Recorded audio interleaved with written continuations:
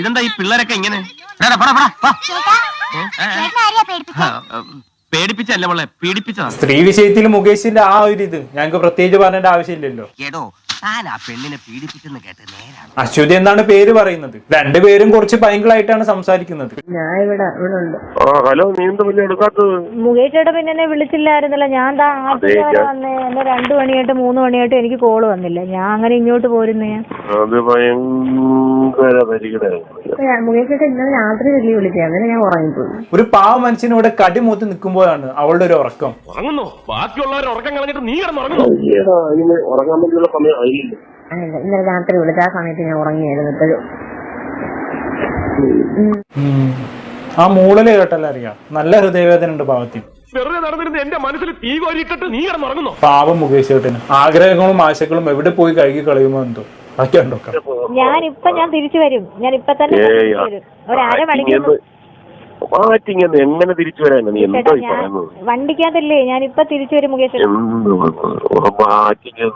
ഈ എന്റെ വീട് വരെ വരുന്നെന്ന് പറഞ്ഞു കഴിഞ്ഞാൽ ചിന്തിക്കാൻ പറ്റാത്ത കാര്യമാണ്. എന്തൊരു കളിപ്പിക്കലാണല്ലേ. വരാന്ന് പറഞ്ഞിട്ട് വരാതിരിക്കരുതേ, വരാതിരുന്നാലോ ചേട്ടന്റെ പരാതി തീരൂല. എന്നാലും നീ ഇങ്ങനെ ഉഴപ്പരുത് കേട്ടോ അശ്വതി. ഇത്രയും തിരക്കുള്ള ഒരു നടൻ, ഒരു ജനപ്രതിനിധി, നിനക്ക് വേണ്ടി മാത്രം ഒരു ദിവസം മാറ്റി വെച്ചിട്ട് ഇങ്ങനെ തന്നെ വേണം ചെയ്യാൻ. പല ഓഫീസിലും ആളില്ലാത്തത് കൊണ്ടൊക്കെ അവിടെ നിന്ന് എനിക്ക് 1 മണിയായിട്ട് ഒന്നും കോള് വന്നില്ല. 2 മണിയായിട്ട് കോള് വന്നില്ല. വിളിക്കണം. അപ്പൊ ഞാൻ പോയിക്കോട്ടെ നിങ്ങൾ ചോദിക്കണ്ടേ? അപ്പൊ ഞാൻ പറയത്തില്ല. ഞാൻ ഈ തീരാത്ത പണി ഓടി പടച്ചാത്.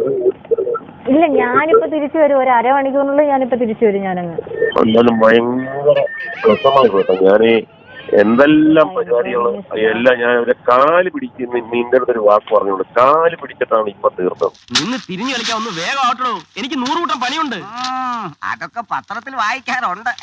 മുകേഷ് ചേട്ടന് സെക്രട്ടേറിയറ്റിൽ ഇങ്ങനെ ഓടി നടന്ന് പണിയെടുക്കുന്ന രംഗം ഞാൻ അങ്ങനെ മനസ്സിൽ ആലോചിച്ച് നോക്കാം. ബാക്കി എംപിമാരും ഉദ്യോഗസ്ഥരും ഒക്കെ ഇങ്ങനെ അന്തം വിട്ട് നോക്കി നിൽക്കുന്നുണ്ടാവും അല്ലേ. ഇയാൾക്ക് ഇത് എന്ത് പറ്റി? എന്റെ കർത്താവേ, എന്നാൽ ഈ ഉതുപ്പ് പ്രസിഡന്റിന് തന്നെ പറ്റിയേ?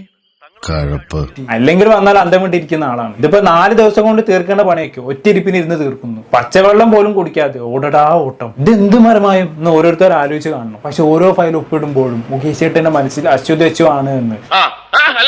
വെറുതെ ഒന്ന് വന്നു തന്നാൽ മാത്രം മതി. മുകേഷ് ചേട്ടൻ മൂപ്പരെ തന്നെ നിനക്ക് ഗിവ് ആയി തരാൻ കാത്തിരിക്കുകയാണ്. ഇതൊക്കെ ആളില്ലാത്ത സമയത്തല്ലേ നടക്കൂ. അതൊക്കെ വാച്ച്മാൻ വരും. അതൊക്കെ നമ്മൾ അതെല്ലാം നോക്കി 100 കാര്യങ്ങൾ നോക്കിയല്ലേ ഇതൊക്കെ ചെയ്യുന്നു.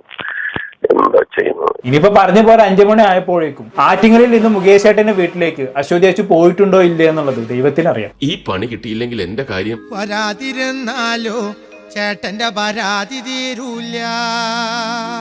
മിക്കവാറും വല്ല ട്രാഫിക് ബ്ലോക്കിന്റെ കാര്യം പറഞ്ഞ് അശ്വതി വീണ്ടും തേച്ച് കാണും. പട്ടിക്കുട്ടി ചന്തക്ക് പോയ പോലെ ആയില്ലേ. എന്ത് ചെയ്യാ?